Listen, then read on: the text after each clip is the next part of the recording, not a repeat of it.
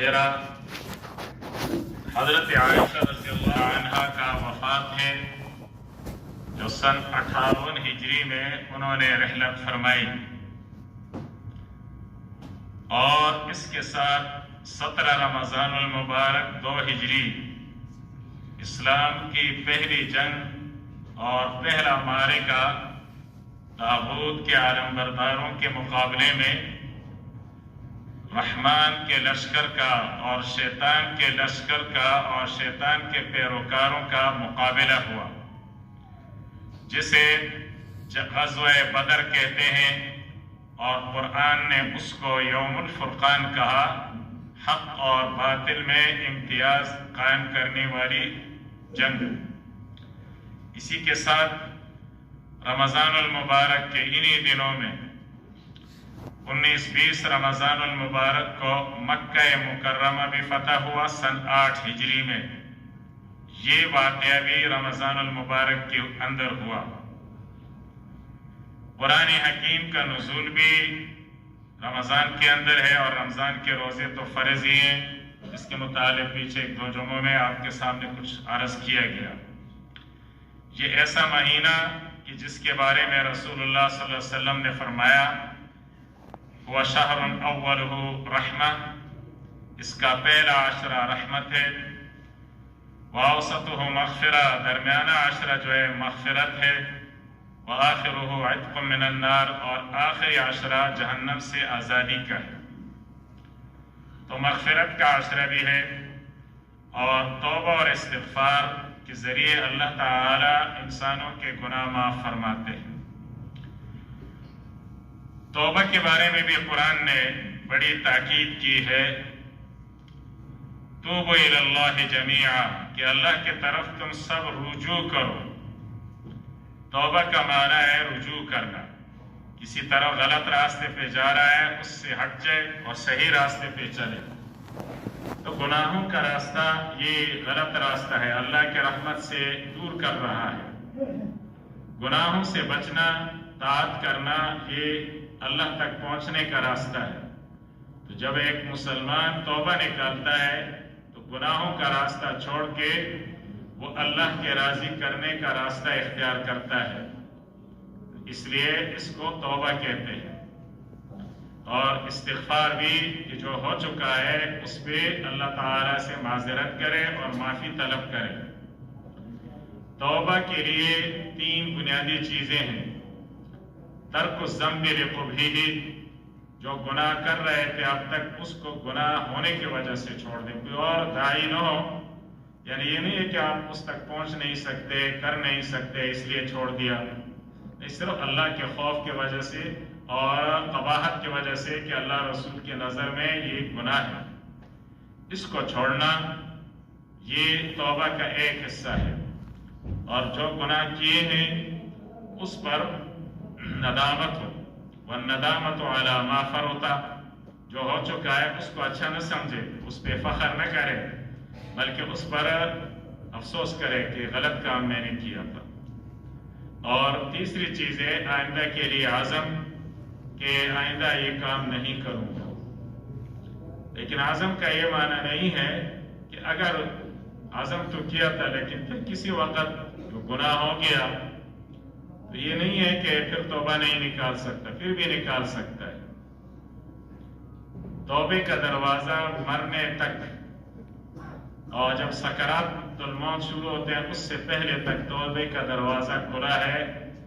اور قرآن نے کہا یا ایھا الذین آمنوا یا ایھا الذین اسرفوا علی انفسکم لا تقنطوا من رحمت اللہ ان اللہ یغفر الذنوب جمیعا، جنہوں نے گناہ کیے اور اپنے اوپر زیادتی کی، اسراف کیا، اللہ کے رحمت سے تم مایوس نہیں ہونا، اللہ تعالیٰ سارے گناہوں کو معاف کرنے والے ہیں۔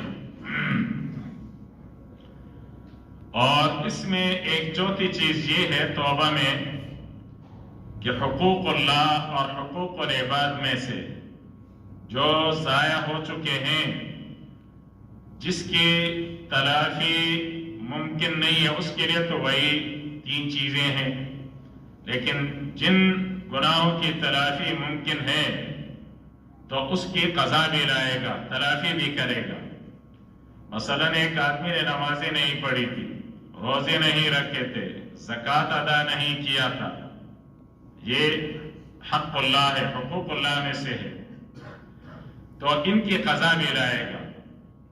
وہ تین باتیں تو اپنی جگہ ہے کہ جو نمازیں، روزے، زکوٰۃ میں نے ادا نہیں کیا گزشتہ سالوں میں، دنوں میں، اس پر ندامت ہو، اور بے نمازی ہونا، روزے بلا وجہ کھانا، زکوٰۃ ادا نہ کرنا، اس گناہ کو چھوڑ دے، یہ کام کرتا رہے، اور آئندہ کے لیے عزم رکھے کہ میں روزے رکھوں گا، زکوٰۃ ادا کروں گا اور نمازیں پڑھوں گا، اور اس کے ساتھ اس کی قضا بھی لاتا رہے، نمازوں کی قضا، روزوں کی قضا، جو گزشتہ سال ہے، زکوٰتیں جن کی ادا نہیں کی اس کا حساب کر کے پھر زکوٰۃ نکالتا جائے، حساب کر لے، اگر ایک دفعہ اس کے لیے ممکن نہیں ہے تو معلوم تو ہو گیا کہ اس کی ذمہ 50,000 کی زکوٰۃ باقی ہے، 20,000 کی ہے، تو ادا کرتا رہے، جیسے 5,500 10,000 جیسے 2,200 4,000 ادا کرتا رہے، تب جا کے اس کی یہ گناہ معاف ہوگا۔ اور اگر حقوق اللہ میں سے ایسے گناہ ہیں کہ اس کی تلافی ممکن نہیں ہے، مثلا ایک آدمی شراب پی چکا ہے، زنا کر چکا ہے اور اس قسم کے کام کیے ہیں، تو اس میں تو وہی تین چیزیں ہیں۔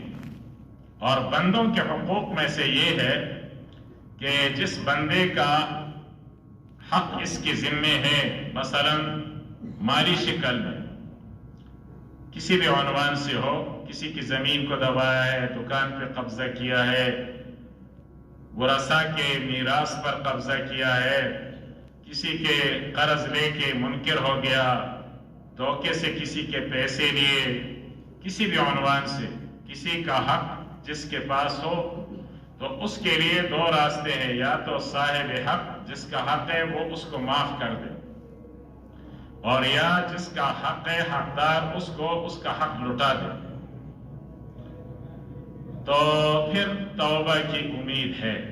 اور بندوں کے حقوق میں سے ایسے حقوق جس کی تلافی ممکن نہیں ہے، مثلا گالی گلوچ دی تھی، جیسے عام لڑائیاں ہو جاتی ہیں، مکے چل گئے اور ادھر ایک دوسرے کا زخمی مخمی کر دیا، تو ایک تو اس کے ادلے بدلے ہیں تو اپنے جگہ ہے، لیکن اگر چلو معاملہ پرانا ہو گیا اور تقاضا کوئی نہیں کر رہا ہے، تو اس کے لیے تو وہی تین چیزیں ہیں، تو وہ اس سے معاف ہو جائیں گی، اس کے لیے استغفار بھی کریں اور جو کچھ کیا ہے اس پر ندامت بھی کرے، مثلا کسی کی غیبت کی ہے، برائی بیان کی ہے، تو یہ پھر صحیح توبہ ہے۔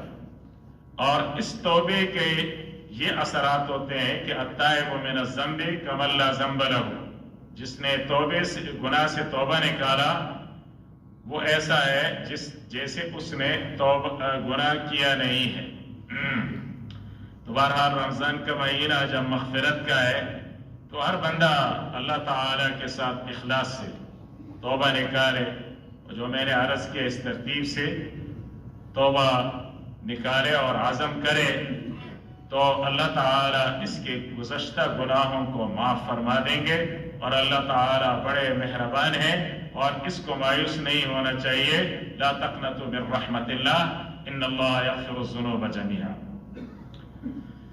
حضرت عائشہ رضی اللہ تعالی عنہ ام المومنین ہے، صدیقہ کائنات ہے، بنت صدیق اکبر ہے، نبی علیہ السلام کی ازواج میں سے پہلی بیوی ہے جو جوان تھی، اور باقی نبی علیہ السلام نے متعدد شادیاں کی، 11 بیویاں آپ کی تھی نکاح میں، تو اکثر بیوائیں تھیں یا مطلقائیں تھیں، اور اس میں حکمت، بہت سے حکمت تھی۔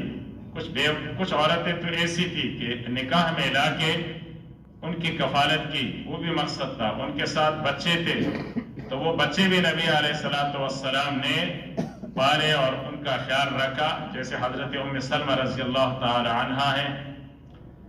اور اس کے ساتھ یہ مقصد بھی تھا کہ مختلف قبائل میں اور قوموں میں اور خاندانوں میں رشتہ داری قائم ہو، اور اس طریقے سے وہ لوگ اسلام کے قریب آئیں اور نبی علیہ السلام کو قریب سے سمجھیں، اور اسلام میں آنے کے لیے ان کے لیے ایک راستہ نکلے. تو زیادہ بڑا مقصد تو یہ تھا شادیوں کا، اور ایک مقصد یہ بھی تھا کہ نبی انسان کی زندگی گھر سے باہر کی بھی ہے اور گھر کے اندر کی بھی ہے، اور پیغمبر گھر کے اندر کی زندگی کے لیے بھی امت کے لیے رہنما ہے، اور گھر سے باہر کی جو زندگی ہے اس میں بھی امت کے لیے رہنما ہے.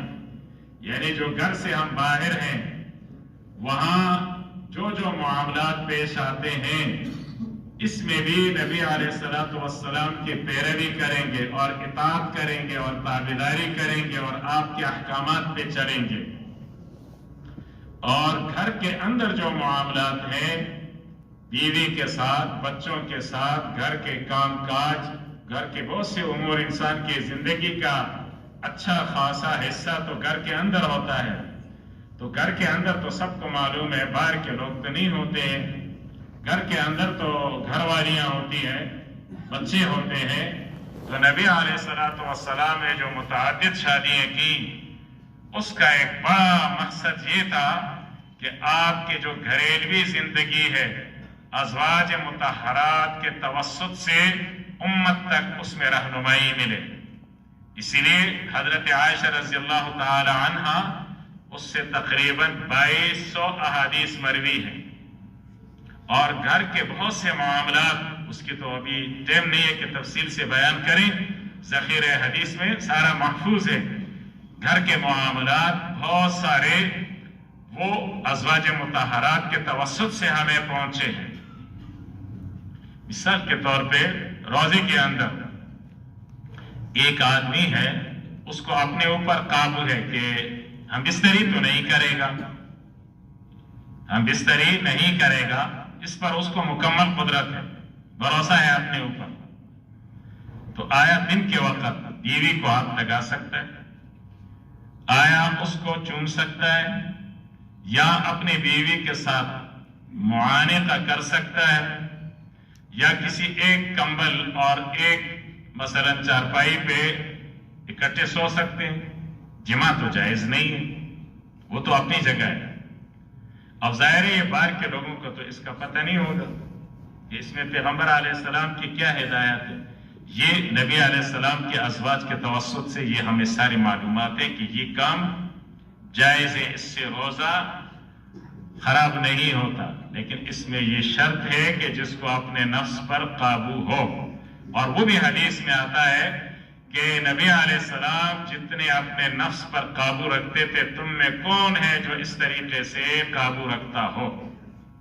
اس لیے علماء نے اپنے تجربے اور حکمت کے تحت پھر یہ لکھا کہ چونکہ جوان ان میں صبر نہیں ہو سکتے، حالات ایسے ہوتے ہیں، تو ان کے لیے تو ذرا اجتناب ہی بہتر ہے کہ اپنے آپ کو دور رکھے.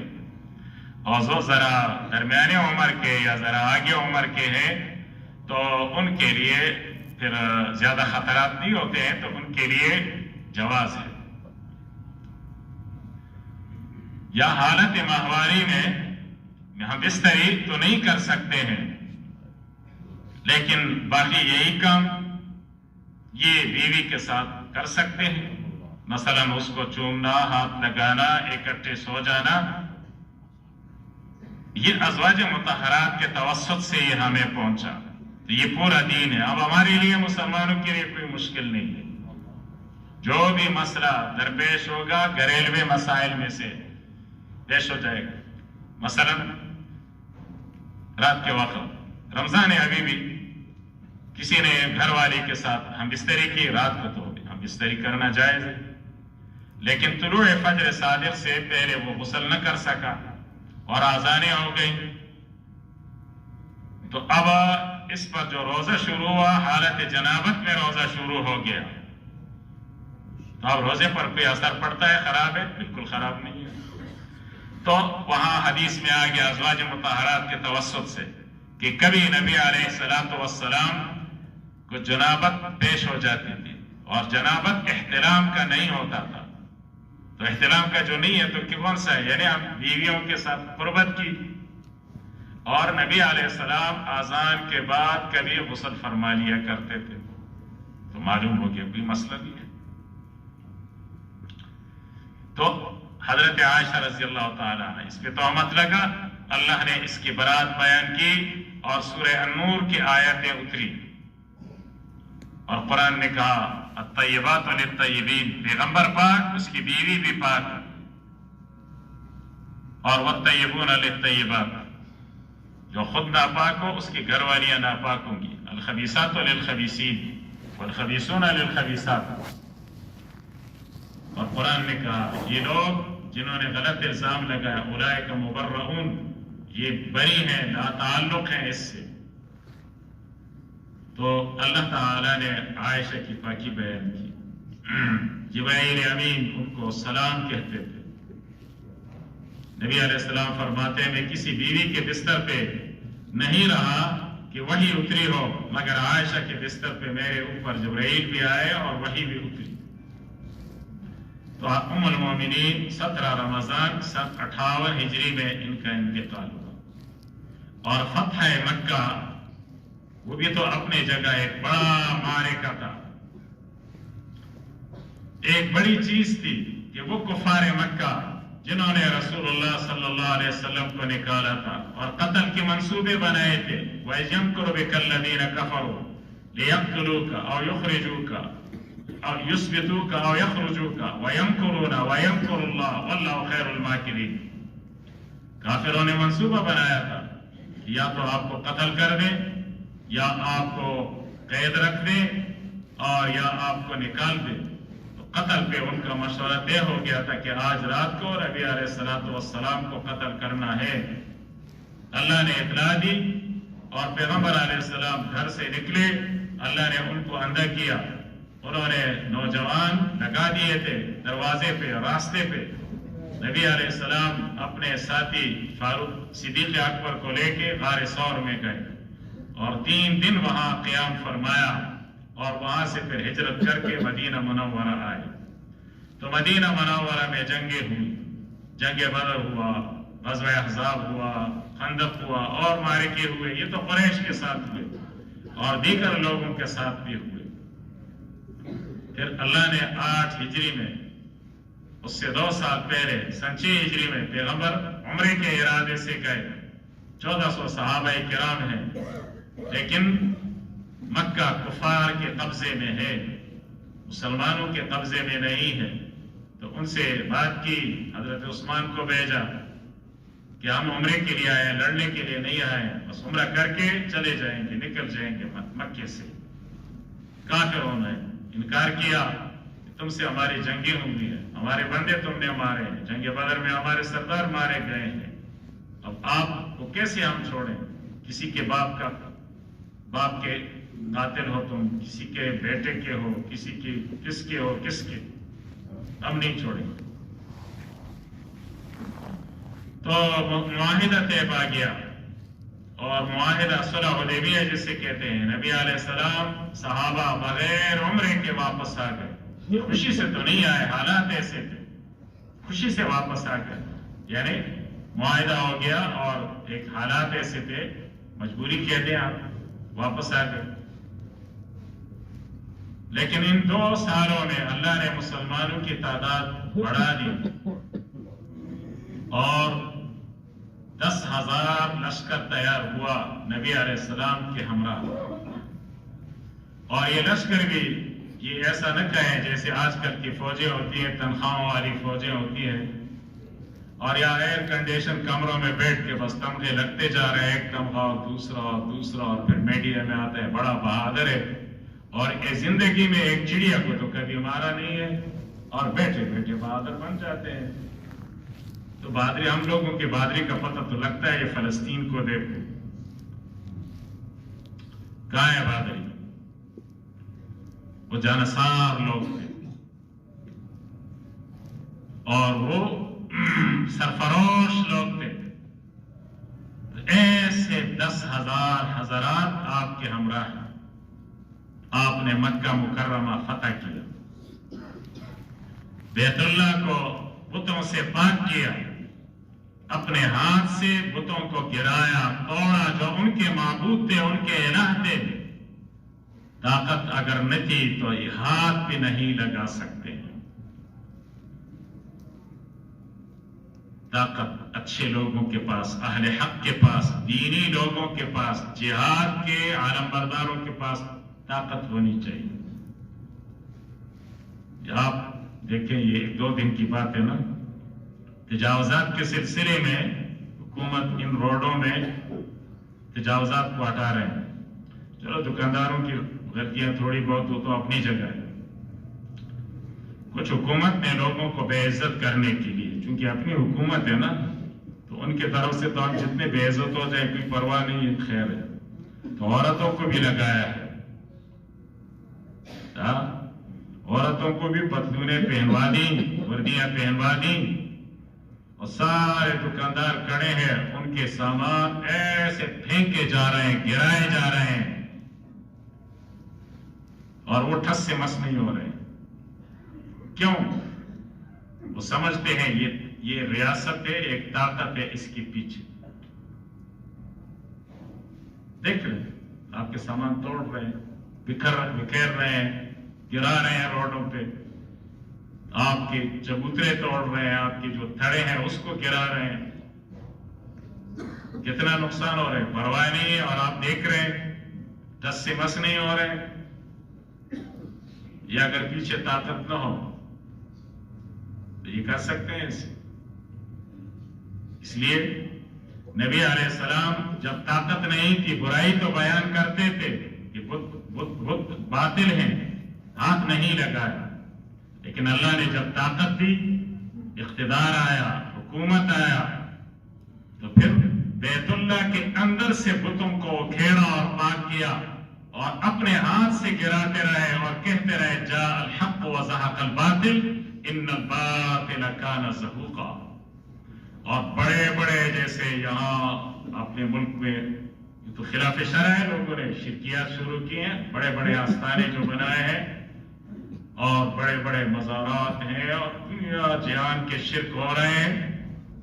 اسلام میں قبروں کو پختہ بنانا، گنبدیں بنانا یہ منع ہے. نہا رسول اللہ صلی اللہ علیہ وسلم ان یجسس القبور او یبنى علیہ. اور جو قبروں کو سجدے کرتے ہیں ان پہ لعنتیں آئی ہیں. لعن اللہ الیہود والنصارى اتخذوا قبور انبیائہم وصالحیہم مساجدا. یہود و نصارہ پہ لعنتیں ہوں جنہوں نے اپنے پیغمبروں اور بزرگوں کی قبروں کو سجدگاہ بنایا تھا. تو ایسے بڑے بڑے بت خانے بنے تھے، لات بابا، منات بابا، عزا بابا، حبل.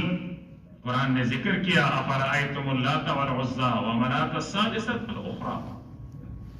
فتح مکہ میں جب پیغمبر کے ہاتھ میں اقتدار آیا تو ایک ایک بت کو توڑا، مسلمانوں کو بھیجا، اور کوئی مزاحمت نہ کر سکے، کیونکہ مکہ فتح کر کے آپ نے اپنے طاقت منوا دیا تھا. پھر وہ لوگ آپ کے سامنے ایسے کھڑے ہیں، بیٹھے ہیں، بڑے بڑے سردار اور مجرم، ڈر بھی رہے ہیں، خوف بھی کر رہے ہیں. کچھ تو بھاگ بھی گئے. ابو جہل کا بیٹا اکرمہ بھاگ گیا، یمن چلا گیا، اور کچھ بھاگ گئے.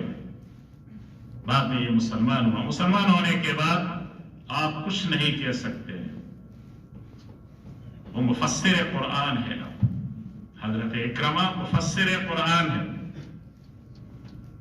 کیونکہ ایمان، توبہ، استغفار، توبہ سابقہ گناہوں کو معاف کر دیتا ہے. الاسلام یہدم ما کان قبلہ.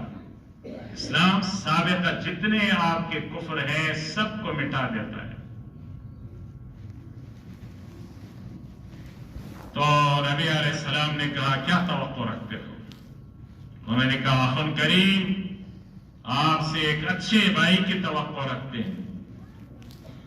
کدی ډېر خبرونه پاتې شي دیارلس کاله تاسو خبر ولې کړ د مکه کې پیغمبر سره، او دا جنگ بدر او احد اور عذاب کې چې راتلی نو خبر ورولۍ خیال ساتلی و. اخن کریم ہم مجبور تھے. اخن کریم نبی علیہ الصلوۃ والسلام نے اخلاق کا مظاہرہ فرمایا انک لعلی خلق عظیم. کہا اذهبوا انتم الطلقاء، میری طاقت ہے جو چاہوں تو قتل کر سکتا ہوں، گردنیں اڑا سکتا ہوں تمہاری، لیکن جاؤ میں نے تم سب کو معاف کر دیا۔ قرآن نے کہا بعض پالیسیاں ایسی ہوتی ہیں بظاہر اچھی نہیں لگتی ہیں، لیکن اللہ اس میں خیر ڈال دیتا ہے۔ اذا جاء نصر اللہ والفتح ورأیت الناس يدخلون فی دین اللہ افواجا، جب مکہ فتح ہو اور اللہ کی مدد آ جائے تو آپ لوگوں کو دیکھو گے جوب در جوب، قبیلوں کے قبیلے، علاقوں کے علاقے، قوموں کے قومیں اسلام کے اندر داخل ہوں گی، لیکن طاقت کے ملنے کے بعد، طاقت کے حاصل ہونے کے بعد۔ تو نبی علیہ السلام نے کہا جاؤ معاف، مسلمان ہو گئے، سارے مسلمان ہو گئے، جو بھاگ گئے تھے وہ بھی آئے، وہ بھی مسلمان ہو گئے۔ یہ یاد تو طالبان نے زندہ کیا، آپ کے سامنے ہے، 3 سال قریب عرصہ ہو رہا ہے، دین ابھی پورے نہیں ہے۔ وہ بڑے بڑے مجرم کفار کے ساتھی، جن کے مظالم سے جن کے ہاتھ رنگین تھے، طالبان نے اسی فتح مکہ، چونکہ علماء تھے، وہ لوگ مذہبی لوگ تھے، مدارس کے پڑھے ہوئے تھے، اگر مدارس کے نہیں تھے آپ کے عوام میں سے تھے، لیکن وہ بھی اچھے دیندار نوجوان تھے، علماء اور مجاہدین کے صفوں کے لوگ تھے، صحبت کے لوگ تھے، ان کے تربیت یافتہ لوگ تھے، اور وہ سمع اور طاعت اپنے بڑوں کا وہ جانتے تھے کہ جب ہمارے بڑوں نے جو فیصلہ کر لیا ہم مانیں گے اس کو۔ تو پھر آپ نے دیکھا جب عام معافی کا اعلان کیا، وہاں بھی یہی ہوا کہ فوجوں کی فوجیں اور جتوں کے جتے ہتھیار رکھ رہے ہیں، اور طالبان ان مجرموں کو ایسا احترام دے رہے ہیں، راش رورا تخزم گرورے، اور گلے لگ رہے ہیں، پیشانی چوم رہے ہیں، جیسے کوئی حاجی آ رہا ہے، عمرے سے آ رہا ہے یا حج کر کے آ رہا ہے۔ اور تمہیں امریکہ نے آخر میں چھوڑ دیا، 1-2-3 مہینوں کے پیسے بھی نہیں ملے، پیسے بھی طالبان نے دیے، ہتھیار ادھر رکھو اور جاؤ اپنے گھروں۔ پھر بھی دنیا کہتی ہے کہ مذہبی لوگ بہت برے ہوتے ہیں۔ یہ طاقت، قوت اگر مذہبی لوگوں کے پاس نہ ہوتے، کسی اور کے ساتھ، جیسے طالبان کی حکومت کا سقوط ہوا، اس وقت کے مظالم کو بھی دیکھے، کیا کیا مظالم ڈھائے گئے۔ اس لیے مسلمانوں اپنے ذہن صحیح رکھو۔ یہ ہمارے جو لیڈر ہوتے ہیں بکاؤ مال، یہ مسلمانوں کے ذہن کو خراب کرتے ہیں کہ جہاد سے امت متنفر ہو، علماء سے لوگ متنفر ہو، مدارس سے لوگ متنفر ہو، شیوخ سے لوگ متنفر ہو، اور اسلام کے علم برداروں سے لوگ متنفر ہوں۔ تو مقابلہ تو باطل کے یہی لوگ کریں گے جب ان پہ آپ کا اعتماد نہیں رہا اور ان سے آپ لوگ کٹ گئے، تو آپ کس سے دینی رہنمائی اور مذہبی رہنمائی آپ کس سے حاصل کریں گے؟ یہ ایک امت کو اس دجل میں مبتلا کر دیا گیا ہے۔ تو فتح مکہ اور غزوہ بدر بھی ہوا۔ 12 رمضان المبارک کو نبی علیہ السلام مدینہ سے نکلے۔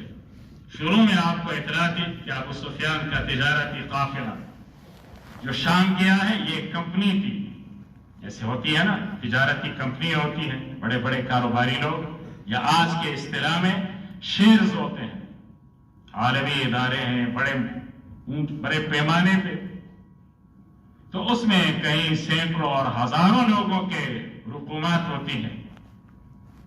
تو یہ ایک کمپنی تھی، اور ابو سفیان سردار مکہ کے سربراہی میں شام گئی تھی۔ ان کا راستہ وہی مدینہ سے ہو کے جاتا تھا۔ اب جیسے کراچی سے اور آپ کوئٹہ جا رہے ہیں قندھار، تو کراچی جو آنے جانے والے لوگ ہیں تو راستہ تو کوئٹہ ہے، اسی سے جائیں گے، کراچی جائیں گے پھر بھی، کراچی سے واپس جائیں گے تو پھر بھی، تو وہ مدینہ منورہ ایسے ہی تھا۔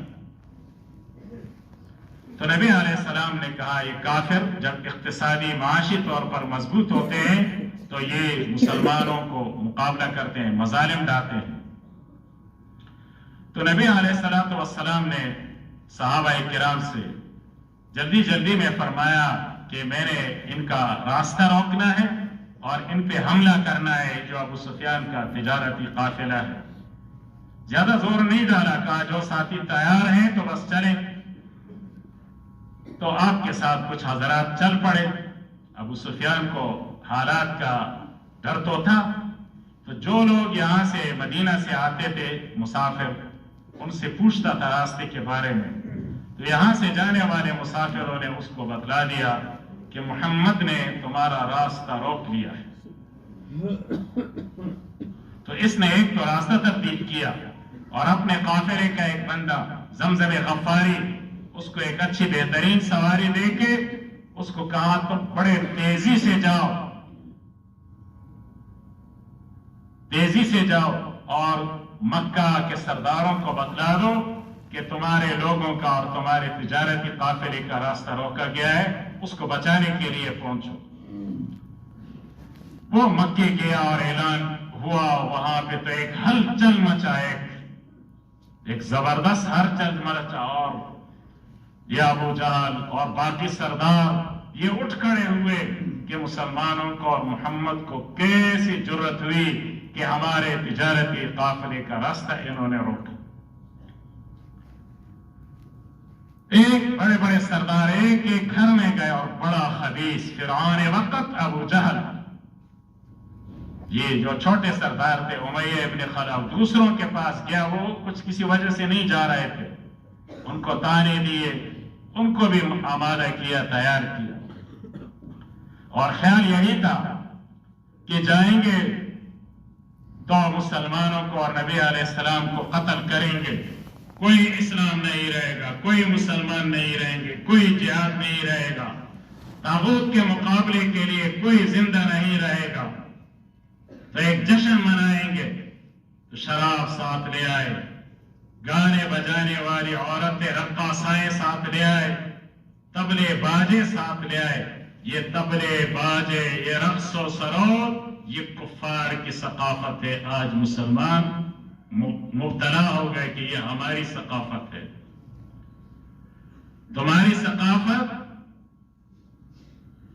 ثقافت فاروق اعظم کے دور میں جب کفار کے مقابلے میں فوجیں جنگیں لڑتی تھی تو ان کے بارے میں آیا ہے کہ وہی صحابہ، اس زمانے میں دنوں میں جنگ ہوتی تھی، روشنی میں، اندھیرے کا رواج نہیں تھا اور وہ ماحول نہیں تھا جنگوں کے لیے، تو صحابہ کے بارے میں آتا ہے ہم باللیل رہبان وبالنہار فرسان، صحابہ راتوں کو نمازیں پڑھتے تھے، مصلی پہ کھڑے ہوتے تھے اور گر گڑا کے اللہ کے سامنے روتے تھے۔ یہی جرنیل ہوتے تھے، یہی خالد ابن ولید ہے، یہی ابو عبیدہ ابن جراح ہے، یہی عمرو ابن العاص ہے، یہی سعد ابن ابی وقاص ہے، جنہوں نے دنیا جہان کی فتوحاتیں کی۔ ہم باللیل رہبان، لیکن یہ نہیں ہے کہ دن میں جہاد وہ تو ہم نہیں کرتے، نہ جہاد میں کوئی جہاد سر تعلق شتے، نہ جی زمان جہاد سر تعلق شتے، دا خدا سے رہا ستا روجے سر تعلق تے تو پزورا ہوا شوق سر، نہ جی زمان روجے سر اس تعلق نشتے، ویستا مجھ سر تعلق شتے، نہ زخود مجھ سر اس تعلق نساتا۔ غیرت سے کہو ہمارا جہاد پر ہمارا ایمان ہے، ایمان ہے جہاد پر یا نہیں ہے؟ نماز پر ہمارا ایمان ہے، روزے پر ہمارا ایمان ہے، حج پر ہمارا ایمان ہے۔ طاغوت اور کافر جس شکل میں ہو، چاہے روس کے شکل میں ہو، امریکہ کے شکل میں ہو، ان کے غلاموں کے شکل میں ہو، غاصب یہودیوں کے شکل میں ہو، ان کے ساتھ ہمارا اعلان جنگ ہے، اعلان جنگ ہے ہمارا۔ پیغمبر نے ایسی امت تیار کی، پھسپسی امت، ڈرنے والی امت، لونگی امت، سر جھکائے ہوئے امت پیغمبر نے نہیں چھوڑی ہے۔ یہ ساری ذلت رسوائی اسی وجہ سے ہے امت میں۔ تو وہ کیا تھے؟ ہم باللیل رہبان وبالنہار فرسان، دن کے وقت گھوڑوں کے پشت پہ سوار ہو کے کافروں کے سر اڑاتے تھے. تو فرشتوں کو بھی اللہ نے بدر میں کہا تھا فَاضْرِبُوا فَوْقَ الْأَعْنَاقِ وَاضْرِبُوا مِنْهُمْ كُلَّ بَنَانٍ. ان کافروں کو گردنوں پہ مارو اور پوروں پہ مارو، ان کو پوروں پہ مارو. جن ہاتھوں سے یہ بندوق پکڑتے ہیں، تلوار پکڑتے ہیں، نیزے پکڑتے ہیں، ان ہاتھوں کو ناکارہ کرو تاکہ یہ ہاتھ، یہ نجس ہاتھ، یہ پلیت ہاتھ، یہ گندے ہاتھ ایک مسلمان کے مقابلے میں اٹھ نہ سکے. گردن اڑا دے، ادھر سر پھینکا ہوا نظر آئے تمہیں. ہمارا تعلق نہیں جہاد سے نہیں ہے، مجاہدین سے نہیں. یہ غریب مولوی ہے، روس کے زمانے سے میرا تعلق ہمیشہ جہاد سے رہا ہے الحمدللہ، اور مننے تک اللہ میرا تعلق جہاد مجاہدین سے رکھے، ان کی حمایت میں رکھے. تو جنگ بدر میں نبی علیہ السلام گئے، صحابہ کو لے کے گئے. پھر معلوم ہوا یہ تو بچ کے نکل گئے. ادھر سے 1000 لوگ آئے بڑے تمطراقت کے ساتھ، رقص و سرود کرتے ہوئے، گانے بجانے والے عورتیں، شراب. قرآن نے اسی کی طرف اشارہ کیا وَلَا تَكُونُوا كَالَّذِينَ خَرَجُوا مِن دِيَارِهِمْ بَطَرًا وَرِئَاءَ النَّاسِ. نبی علیہ السلام جب ایک گئے مقام روحہ پہ، پتہ تو لگا کفار مکہ آ گئے. اس سے پہلے مقام صفرہ پہ بھی پتہ لگ گیا تھا. نبی علیہ السلام نے صحابہ کرام کو جمع کیا. اشیروا علیہ ایھا الناس، لوگوں مشورہ کرو. تم تو ابو سفیان کے تجارتی قافلے کے مقابلے کے لیے نکلے تھے، لیکن اب تو 1000 مسلح لوگ ہیں اور ہم ہیں 313. گھوڑے ہیں ٹوٹل 2 اور اونٹ ہے 70 اور چند تلواریں ہیں. اور ادھر ابو جہل کا لشکر، امریکہ کا لشکر، نیٹو کا لشکر، وہ تمام اسباب حرب کے ساتھ، مالی وسائل کے ساتھ وہ لیس ہو کے آ رہا ہے. کیا کرنا ہے؟ صدیق اکبر نے بھی جانصاری کا اظہار کیا، فاروق اعظم نے بھی زبردست جذبات کا اظہار کیا. حضرت مقداد ابن اسود اٹھے، فرمایا یا رسول اللہ واللہ ما نقول لك كما قالت بنو اسرائیل لموسیٰ اذهب انت وربك فقاتلا انا هاهنا قاعدون. ہم بنی اسرائیل نہیں ہیں، موسیٰ کی قوم نہیں ہے، موسیٰ کی امت نہیں ہے. جب موسیٰ علیہ السلام نے کہا یہ عمالقہ سے لڑو، کافروں سے، اللہ کا وعدہ ہے کہ تمہیں غالب کرے گا، بس تم تھوڑا سا جہاد کا عمل تو کرو، دکھاؤ آگے، اللہ تمہیں مدد دے گا. تم روس کے مقابلے میں جہاد کرو، روس سپر قوت ہے، اللہ ٹکڑے کر کے دکھائے گا. دکھائے یا نہیں دکھایا؟ تم امریکہ اور نیٹو کے مقابلے میں نکلو، جہاد کرو، اللہ اس کو ذلیل رسوا کر کے تم دبا کے افغانستان سے نکلے گا اور اللہ تمہیں دکھائے گا. یہ اللہ نے دکھایا کہ نہیں دکھایا؟ او عرب کے مسلمانوں، او پاکستان کے فوجیوں، اے عالم اسلام کے فوجیوں، خدا کی قسم تم اسرائیل کے مقابلے میں جہاد کر کے نکلو. 1 مہینہ تم لڑو، انوار الحق کو زندہ مت چھوڑو. اگر اسرائیل کا نام و نشان مٹ نہ گیا. اسرائیل کیا چیز ہے؟ اسرائیل کیا چیز ہے؟ وہ قوم جو مغضوب علیہم قوم ہے، جس پہ اللہ کی لعنتیں ہوئی، جس نے پیغمبروں کو قتل کیا، جس نے علماء کو قتل کیا. ایسی مغضوب علیہم قوم تمہارے اوپر مسلط ہے، مسلط. ایسا تو نہیں ہے کہ تم ان سے کہیں زیادہ برے ہو اللہ کے نظر میں، زیادہ مبغوض ہو اللہ کے نظر میں. کیا کر رہے ہو؟ گاجر مولی کی طرح وہ کٹ رہے ہیں. 15,000 شیخوار بچے معصوم تہذیب کیے گئے. کوئی غیرت نہیں، کوئی حمیت نہیں ہے.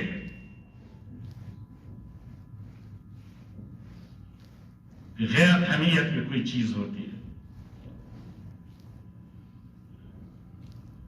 تو اس نے کہا بنی اسرائیل نہیں ہے کہ آپ جائیں آپ کا رب جائے لڑے، آپ جائیں آپ کا رب جائے لڑے، انا معکما ہم آپ کے ساتھ ہیں، واللہ لنقاتلن بین یمینک وعن شمالک وبین ایدیک وخلفک، یا رسول اللہ ہم آپ کے آگے رہ کے لڑیں گے، پیچھے لے کے لڑیں گے، دائیں طرف سے لڑیں گے، بائیں طرف سے رہ کے لڑیں گے، ہم ایسے مجاہد ہونے چاہیے۔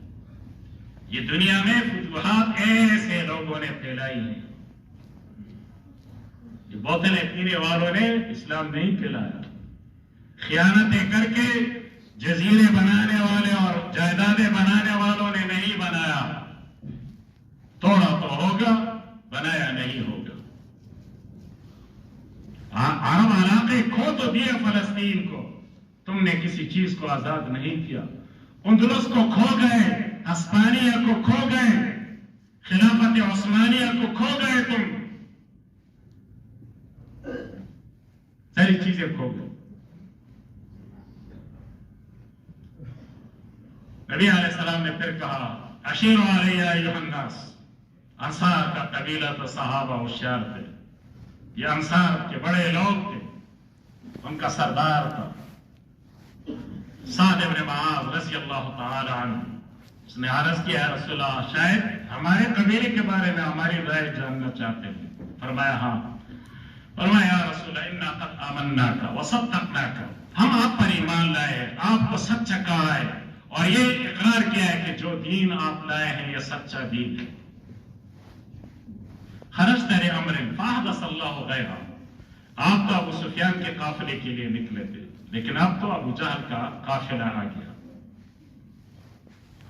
تو آپ ہمارے طرف سے یہ یقین دہانی ہے آپ کو، سالم من شئتا وقت حبار من شئتا سالم من شئتا وعاد من شئتا وخذ من اموالنا ما شئتا ما اخذت من اموالنا كان احب الينا مما تركت لنا لو امرتنا لو سرت بنا الى برق الغمار لنسيرن معك ولو امرتنا ان نخوض في البحر لخذناه وما تخلف منا رجل واحد۔ یا رسول اللہ آپ ایک کام کے لیے نکلے تھے، دوسری صورتحال آ گئی، ہمارے طرف سے آپ کو مکمل اختیار ہے، جس سے چاہے صلح رکھے، جس سے چاہے تعلقات توڑ دے، جس سے چاہے لڑے، جس کے ساتھ جو کچھ کرنا چاہے آپ کریں۔ یہ بدر تو نزدیک ہے اور ہمارے مالوں میں سے جو مال آپ لیں گے وہ ہمیں زیادہ محبوب ہوگا جو مال آپ ہمارے لیے چھوڑیں گے، اور یہ تو بدر نزدیک ہے۔ اگر آپ یمن کے برق الغمار تک ہمیں لے جائیں گے تب بھی ہم آپ کے ساتھ جائیں گے، اور اگر آپ ہمیں سمندر میں کود جانے کا حکم کریں گے تو ہمارے قبیلے کا ایک آدمی بھی پیچھے نہیں رہے گا، آپ کے حکم کی تعمیل میں سمندر میں بھی کود جائے گا۔ فَتَلَأْلَأَ وَجْهُ رسول اللہ، پیغمبر کا چہرہ چمک اٹھا، ایسے ساتھی اللہ دے، ہمیں بھی اللہ تعالیٰ غیرت مند مقتدی دے دے، سارے علماء ربانیین کو اللہ غیرت مند مقتدی نصیب فرما دے، عالم اسلام کو اللہ غیرت مند قیادت نصیب فرما دے۔ نبی علیہ السلام نے کہا سیروا بسم اللہ وعلی برکت اللہ، اللہ کا نام لے کے چلو مقابلے کی۔ آئے تو بدر کا میدان سج گیا، جمعے کا دن تھا، اور پھر معرکہ ہوا، ایک ایک کافر مسلمانوں کے ہاتھ سے مارا گیا۔ اللہ تعالیٰ نے فرشتے نصرت کے لیے اتارے، جبرائیل امین، صحیح بخاری کی حدیث ہے، گھوڑے پہ کھڑے ہیں، گھوڑے کا نام بھی معلوم ہے، حیزوم۔ حیزوم جبرائیل کے گھوڑے کا نام ہے، علماء بیٹھے ہوں گے۔ جبرائیل فرماتے اقدم جا حیزوم، ان کافروں کے مقابلے میں آگے بڑھو۔ داؤد کے مقابلے میں فرشتے بھی کہتے آگے بڑھو، پیچھے آ جاؤ، آگے بڑھو، اقدم جا حیزوم۔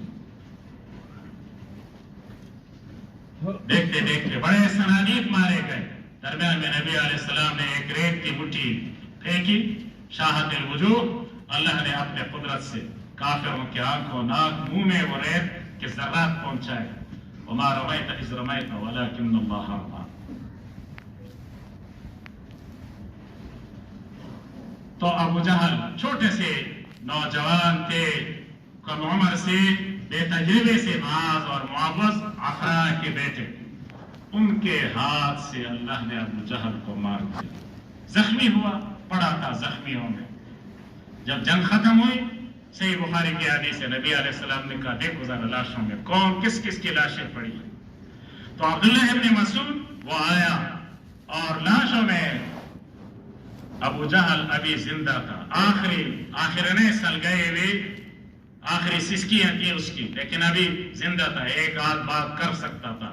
عبداللہ ابن مسعود اس کے سینے پر چڑھا اور کہا آنت ابا جہل یا عدو اللہ اخزاک اللہ، تم ہو ابو جہل، اللہ کے دشمن، اللہ تجھے رسوا کر دے. سر اس کا کاٹ دیا، سر قدموں میں نہیں رکھا. سر کفر اور باطل کے قدموں میں سر رکھنے میں ذلت ہے، کا باطل اور کفر کا سر کاٹنے میں عزت ہے. تو اسی لیے جنگ بدر کو یوم الفرقان کہا. تھوڑے لوگ پہ حق اور باطل کو اللہ تعالی نے واضح کیا. کروڑوں رحمتیں ہوں صحابہ کرام پہ، کروڑوں درود و سلام ہو قائد المجاہدین پہ، اور کروڑوں اللہ کی رحمتیں ہوں امت کے اس طبقے پر جس نے جہاد کے میدان کو سنبھالا ہے. اللہ تعالی ہمیں بھی اس راستے پہ چلنے کی توفیق عطا فرما دے. واخر دعوانا الحمدللہ رب العالمین.